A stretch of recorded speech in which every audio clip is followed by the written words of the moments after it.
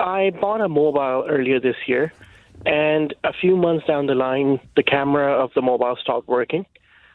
It was under 1 year warranty, so I called up the company and said, "Look, the camera stopped working.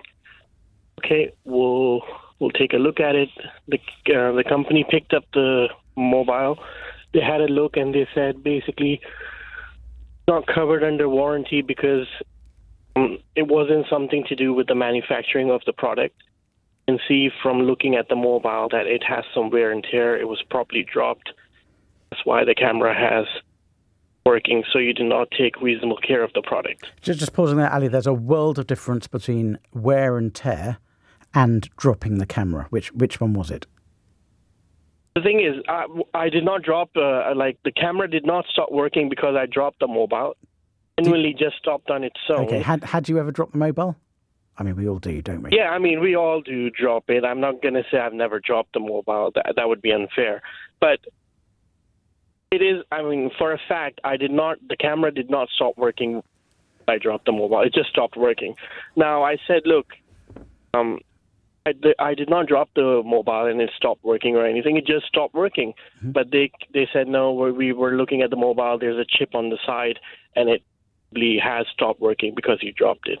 So we're not going to repair it under warranty. You'll have to pay if we do the repair. Okay. And so I had no choice. But how much do they want for it, Ali? There's £269 something, and they even themselves said it's not worth getting it repaired. As well, take it to a local shop and get it repaired through them, but not worth doing it through us. Okay. How long ago was this? A week ago. Oh, very recent. Okay, fine. Right. So here are your options. First of all, if you accept it's been dropped and there's chip damage to the corner of the phone where the camera is, it may be difficult to persuade a judge that the dropping of the camera wasn't the cause. The dropping of the phone wasn't the cause of the camera malfunction. Just one other question: how long had you had the phone? Since February. February of this year. So is that more or less than 6 months? It sounds like roughly 6 months. It's important whether it's more or less than 6 months. It's more than 6 months now. Okay. The reason I ask that is that because when something goes wrong with anything you buy, if it goes wrong in less than 6 months, there's a presumption it's a design fault. And the manufacturer has to prove it's not. If it goes wrong more than 6 months after you bought it, there's a presumption it's not a design fault and it's something that's happened at your end, and you have to prove it was a design fault.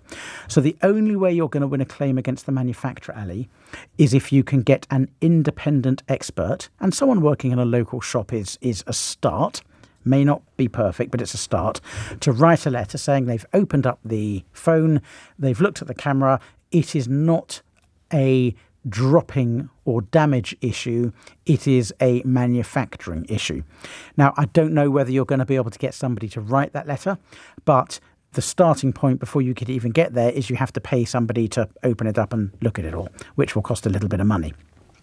If you can get a letter from an expert saying this is not a camera issue, it's not a dropping issue, it's a manufacture issue, then there's a chance the company at that point will decide to pay up, or they'll say, let's let a judge decide in the small claims court, and they'll say to you, sue us for the cost of the repairs, and the judge can decide whether he or she thinks it's a dropping or a manufacture issue. And then you're pretty much up to the whim of a judge and your evidence against their evidence. The fact... Go ahead. Go ahead, Ali. I'm thinking, if I was to get it independently, I'm guessing it just cost about £150 or so. Be worth, going through all that hassle for, just £155.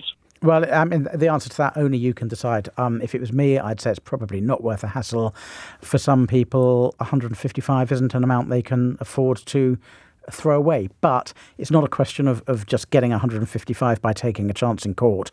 You'd have to pay for the expert report. You'd have to pay to issue the claim in the small claims court, which for that amount is about 30 quid.